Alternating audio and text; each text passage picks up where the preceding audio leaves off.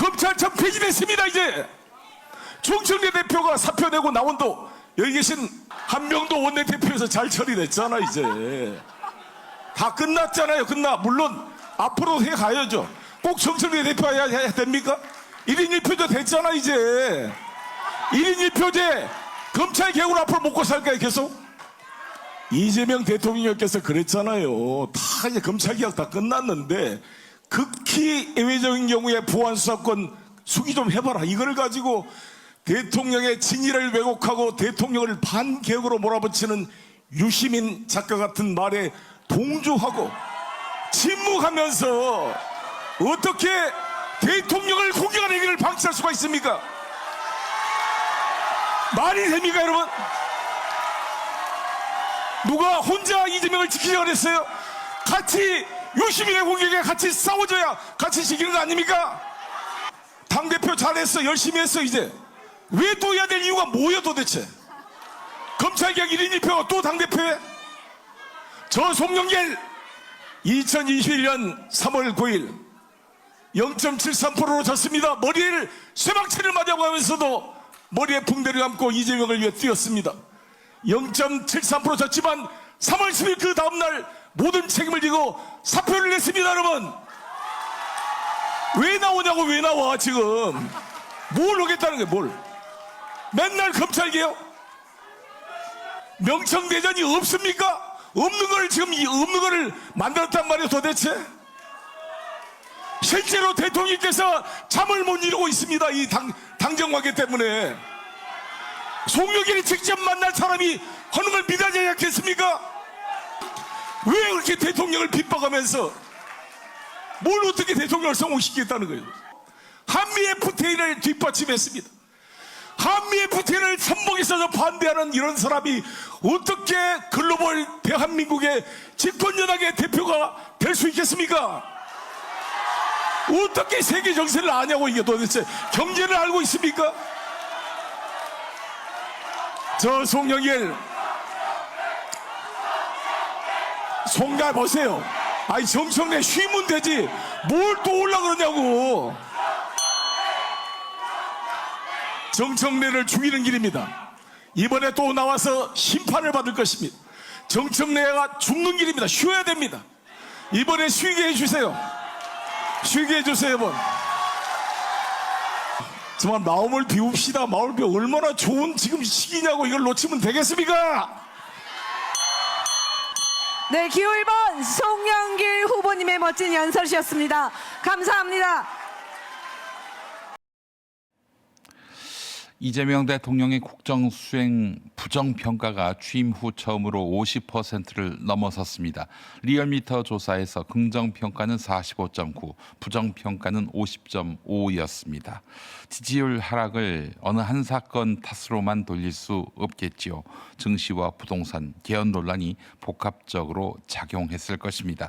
그러나 조사기관 역시 검사의 직접 보안 수사권을 폐지하는 형사소송법 입법 강행 논란을 하락 요인 가운데 하나로 꼽았습니다. 저는 이게 가장 컸다고 봅니다. 이 법안은 검찰개혁이란 이름으로 통과됐습니다. 검찰이 억울한 피해자라는 이야기가 아닙니다. 정치 검찰의 폭주와 선택적 수사, 제19 감싸기가 오늘의 사태를 불렀습니다. 자업자득입니다. 그러나 검찰이 밉다고 시민의 피해 구제 장치까지 허술하게 만들어도 된다는 뜻은 아니겠지요. 검사의 직접 수사권을 없애면서 보안 수사는 경찰에 요구하도록 한 새 제도가 현장에서 사건 지연과 책임 떠넘기기를 낳지 않도록 정교하게 설계했어야 합니다. 개혁의 성패는 구호가 아니라 국민이 겪게 될 결과로 판단해야 하는 것입니다. 그런데 정청래 후보는 보안 수사권 전면 폐지를 자신의 정치적 상징처럼 앞세웠습니다. 대통령과 정부가 피해자 보호와 제도의 안전성을 염려하는데도 속도를 늦추지 않았습니다.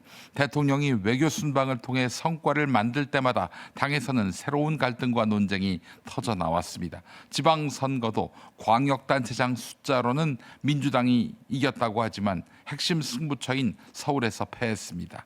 대통령 자신이 성공이 아니다, 국민의 경고다 이렇게 평가하며 여당에다 포용과 통합의 그릇이 되라고 주문했습니다.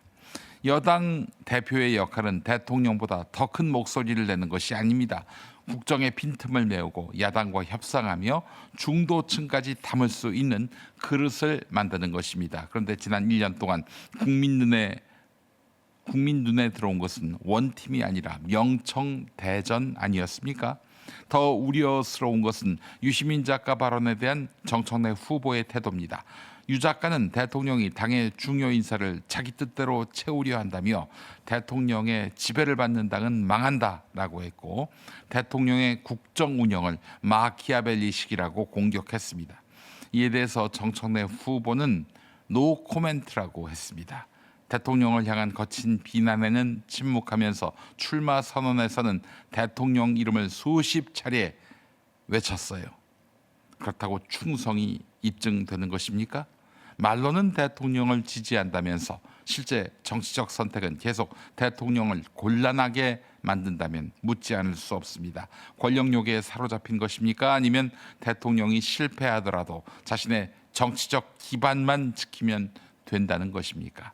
의도는 알 수 없지만 결과가 반복된다면 국민은 그 의도를 의심하게 될 것입니다. 진짜 반명 아닌가 이렇게 말입니다. 유시민의 발언이 만들어내는 정치적 효과도 분명합니다. 친문 중심의 기존 기득권을 인정하라는 압박이고 중도 외연 확장보다 강성 지지층의 결집을 우선하라는 요구잖아요. 안 그렇습니까? 대통령을 당의 뜻에 복종시키려는 구조입니다. 그러나 대통령이 그 구조 앞에 무릎 꿇는 순간 민주당은 확장성을 잃고 정권은 고립됩니다. 역사는 이미 경고했습니다. 2003년 노무현 대통령과 민주당이 갈라진 뒤 새천년 민주당을 보면 그 당시 민주당은 한나라당과 함께 대통령 탄핵을 주도했습니다. 헌법재판소는 탄핵을 기각했고 탄핵 역풍을 맞은 새천년 민주당은 2004년 총선에서 고작 9석을 얻으며 사실상 몰락했습니다. 대통령을 꺾어서 당권을 지키려 했지만 대통령도 당도 민주주의도 상처를 입었습니다. 박근혜 정부 때도 국정농단이 탄핵의 직접적인 원인이었지만 그 이전부터 대통령과 김무성 대표, 유승민 원내대표 사이의 충돌과 친박 비박의 공천 경쟁이 계속됐습니다. 위기가 닥치자 여당은 대통령을 수습할 능력도 국민 앞에 공동으로 책임질 힘도 남아있지 않았습니다. 결국 대통령은 탄핵됐고 보수 정당은 분당됐으며 정권은 무너졌습니다. 윤석열 때는 어땠습니까? 한동훈 대표와의 갈등이 결국 내란을 부른 것 아니었습니까? 그 내란은 결국 탄핵을 불렀고요. 김민석 후보가 명청대전이 계속되면 이재명 대통령과 국정 방향이 흔들린다라고 경고한 것은 과장이 아닙니다. 송영길 후보가 정청래 후보를 향해서 대통령과 싸우려고 당대표에 나오느냐라고 물은 것도 같은 맥락입니다. 정청래 후보가 다시 당대표가 되면 지난 1년의 갈등이 끝날까요? 아니면 더 강한 충돌이 시작될까요? 민주당 당원들이 판단해야 합니다. 지금 필요한 대표는 대통령 이름을 가장 많이 외치는 사람이 아닙니다. 대통령이 국민을 위해서 일할 수 있도록 정치적 공간을 넓혀주는 사람입니다. 이재명 대통령이 실패하면 정청래도 유시민도 민주당도 무사할 수 없습니다. 그 빈자리를 차지하는 것은 온건하고 합리적인 보수가 아닐 수 있습니다. 내란을 옹호하고 민주주의를 조롱해온 더 간악하고 교활한 세력이 부활할 수 있습니다. 정말 그런 미래를 바라는 것입니까? 대통령을 흔드는 여당은 대통령만 쓰러뜨리는 것이 아닙니다. 자신이 타고 있는 배의 밑바닥까지 함께 부수는 것입니다. 밑바닥을 부수면 물이 들어오겠죠. 배는 가라앉습니다. 송영길 후보가 얘기했습니다. 대통령이 싫어하는데 왜 대표 나오려고 하느냐? 이 질문은 이렇게 바꿔보겠습니다. 대통령이 싫어하는데 왜 이 사람을 대통령과 각을 세우는데도 여당 대표로 세우려고 하는가? 다 같이 망하는 길입니다. 정청래가 민주당 대표가 되는 순간 모두가 망하는 길입니다. 여러분, 그 길을 원하십니까? 땅이 건강해야 사람도 건강해집니다. 제일 좋은 점은 일단 이제 화산의 토라는 크기 부드럽고 물 빠짐이 좋고 당근이나 이런 우엉이나 뿌리 작물들을 재배하기에는 아주 좋은 조건을 가지고 있죠. 그 미네랄이 풍부한 용암 해수를 가지고 야채소를 만들잖아요. 소비자들이 건강한 버섯을 드셨으면 좋겠다는 의미에서 유기농을 고집한다든지 버섯도 아주 깨끗하고 늘어는 땅을 사랑하는 농부들의 철학입니다. 제주 유기농 야채 100%, 늘어온 야채수. 네, 영상 보셨죠? 저렇게 땀 흘려 가꾼 100% 제주 유기농 야채로 만든 것이 바로 늘어온 야채수입니다. 요즘 날이 더워서 찬물이나 아이스 커피만 달고 사시는데 그럼 속만 차가워지고 위만 쓰리거든요. 이건 이제 그래서 에비앙급 미네랄을 품은 제주 용암 해수에 제주산 유기농 야채만 100% 우려내서 지친 속을 가볍게 채워주는 늘어온 야채수가 답입니다. 실제로 드셔본 분들이 식사 후에 뱃속이 더부룩하고 가스 차던 것이 싹 사라졌다.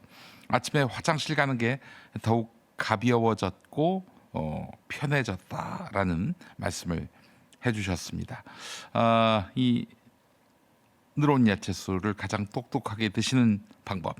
핵심은 아침 저녁 식전 한 포입니다. 100% 유기농 야채수를 식사 전 딱 한 포 마시는 이 1분의 습관이 내 몸을 정성껏 돌보는 맑고 가벼운 루틴이 될 것입니다. 100% 제주 유기농 야채에 용암 해수로 만든 귀한 야채수가 하루 1,800원 꼴입니다. 속 쓰린 커피 한 잔 값도 안 되는데 나를 위해 매일 유기농 식전 루틴을 만드는 것이 훨씬 남는 장사일 것입니다. 자, 지금 더보기란을 통해서 링크 있으니까 클릭하시고요. 운전 중이신 분들은 늘어온 야채수 5글자만 기억하셨다가 검색해 보시기 바랍니다. 늘어온 야채수였습니다.